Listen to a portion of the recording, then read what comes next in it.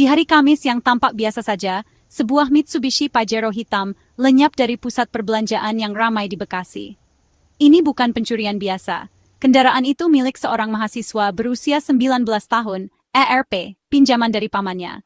ERP menjadi korban terbaru sindikat kejam yang dikenal sebagai mata elang, terkenal karena cara mereka menarik kembali kendaraan secara agresif di Indonesia. Insiden ini, yang terjadi pada tanggal 20 April 2025, telah mengejutkan Bekasi dan menyoroti dunia gelap praktik penagihan utang. Kejadian ini menimbulkan pertanyaan serius tentang kurangnya peraturan dan pengawasan dalam industri penagihan utang.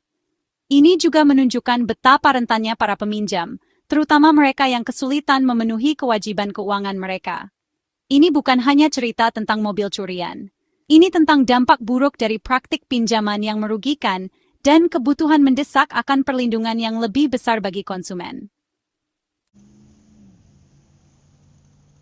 Untuk memahami fenomena mata elang, kita harus terlebih dahulu memahami lahan subur tempat mereka beroperasi. Dunia pinjaman Indonesia yang seringkali tidak jelas. Meningkatnya kredit mudah dan persyaratan pinjaman yang kurang ketat, meskipun tampaknya memperluas akses keuangan, juga menciptakan lahan subur untuk eksploitasi. Peminjam, yang seringkali tergiur oleh uang tunai cepat dan pemeriksaan latar belakang yang longgar, mendapati diri mereka terjebak dalam perjanjian pinjaman dengan suku bunga yang sangat tinggi dan klausul tersembunyi. Ketika peminjam kesulitan membayar cicilan, mereka menjadi mangsa empuk bagi mata elang. Kelompok-kelompok ini, yang seringkali beroperasi di pinggiran hukum, disewa oleh pemberi pinjaman untuk mendapatkan kembali aset, terutama kendaraan, dengan cara apapun. Metode mereka, seperti yang akan kita bahas, seringkali melibatkan intimidasi, ancaman, dan kekerasan langsung, membuat korban trauma dan kehilangan harta benda mereka. Kasus ini menyoroti kebutuhan mendesak akan program literasi keuangan untuk memberdayakan peminjam dan peraturan yang lebih ketat untuk mengekang praktik pinjaman predator yang menciptakan lingkungan yang matang untuk eksploitasi.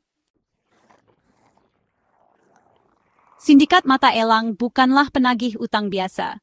Mereka beroperasi dengan efisiensi yang mengerikan, yang diasah selama bertahun-tahun, dengan memanfaatkan celah hukum dan menanamkan rasa takut. Metode mereka diperhitungkan dan berani, seringkali dimulai dengan pengawasan. Anggota mata elang diketahui mengintai lokasi yang sering dikunjungi oleh debitur yang menunggak, mengumpulkan informasi dan melacak pergerakan. Begitu target diidentifikasi, mereka dengan cepat bergerak, seringkali menggunakan taktik intimidasi untuk membuat korban mereka kewalahan. Kehadiran fisik, ancaman verbal, dan bahkan kekerasan tersirat adalah alat umum dalam gudang senjata mereka. Dalam banyak kasus, korban dipaksa menandatangani penyerahan kendaraan mereka di bawah tekanan, seringkali tanpa sepenuhnya memahami dokumen yang mereka tandatangani. Kurangnya transparansi dan penggunaan taktik pemaksaan ini adalah ciri khas modus operandi mata elang, membuat korban merasa tidak berdaya dan sangat rentan. Dalam insiden Bekasi, sindikat mata elang, yang terdiri dari 5 orang, SAR, GEL, MDEA, menunjukkan taktik mereka yang sudah terlatih dengan baik. ARP, mahasiswa yang tidak menaruh curiga, didekati saat memarkir Pajero pamannya di pusat perbelanjaan. Para pelaku, menggunakan nama samaran dan menyamar sebagai penagih utang yang sah, mengepung RP, membombardirnya dengan tuduhan dan ancaman. Karena kewalahan dan takut akan keselamatannya, ARP dipaksa menandatangani dokumen penyerahan kendaraan yang isinya masih belum jelas. Sindikat itu kemudian dengan cepat pergi dengan Pajero, meninggalkan mahasiswa muda itu dalam keadaan syok dan tidak percaya. Kasus ini mencontohkan kekejaman efisiensi operasi mata elang, menyoroti kemampuan mereka untuk memanfaatkan elemen kejutan dan memangsa kerentanan target mereka. Sifat kurang ajar dari penarikan di siang bolong di ruang publik ini menggarisbawahi keberanian sindikat ini dan kebutuhan mendesak bagi penegak hukum untuk menindak kegiatan ilegal mereka. Bagian 5. Mengambil untung dari rasa takut, membedah struktur biaya mata elang. Model bisnis mata elang berkembang pesat berdasarkan sistem insentif yang menyimpang, keuntungan didorong oleh rasa takut dan putus asa. Sindikat ini beroperasi berdasarkan komisi, menerima persentase dari nilai aset yang ditarik kembali. Dalam kasus Bekasi, kelompok tersebut memperoleh total 24 juta rupiah untuk Pajero yang dicuri. Biaya ini kemudian dibagi di antara para anggota, dengan pemimpinnya, SR, mengambil bagian yang lebih besar. Sisa jumlahnya dibagikan di antara para kaki tangan, GL, MA, M, dan YA, dengan variasi berdasarkan peran mereka dalam operasi.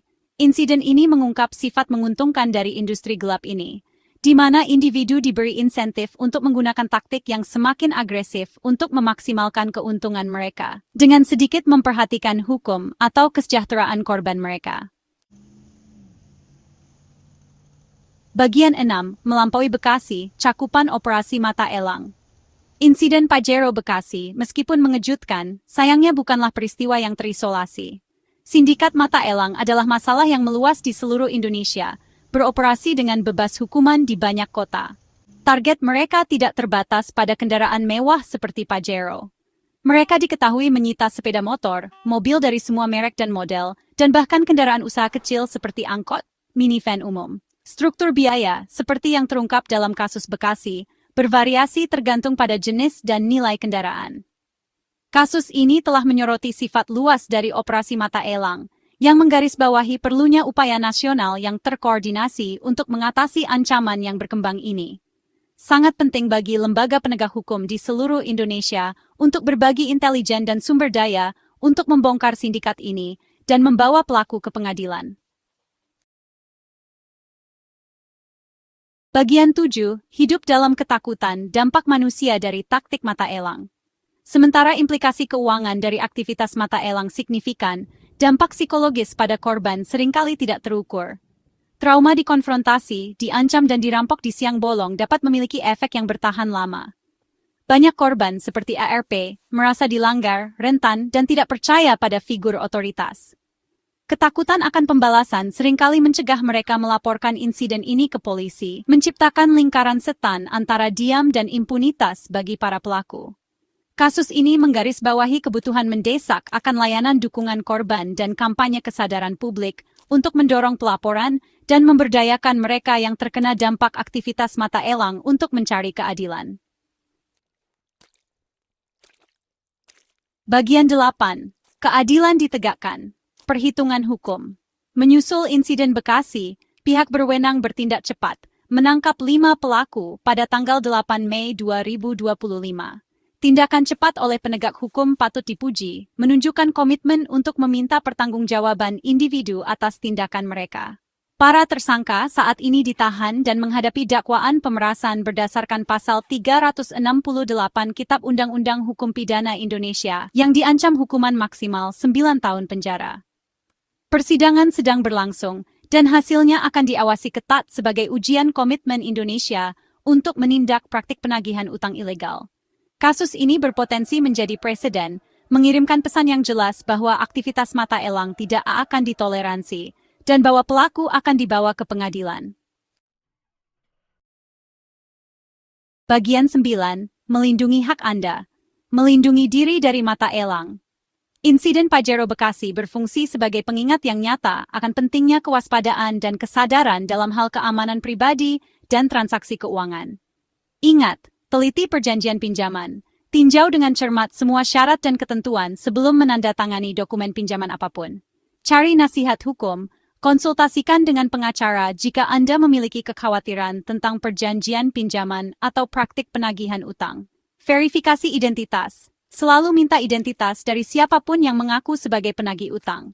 Tolak intimidasi. Jangan menyerah pada ancaman atau taktik tekanan. Laporkan aktivitas yang mencurigakan. Segera hubungi polisi jika Anda merasa terancam atau yakin Anda sedang ditargetkan oleh mata elang. Dengan memahami hak-hak Anda dan mengambil langkah-langkah proaktif, Anda dapat meminimalkan risiko menjadi korban sindikat predator ini. Ingat, pengetahuan adalah kekuatan, dan dalam menghadapi mata elang, itu bisa menjadi pertahanan terkuat Anda.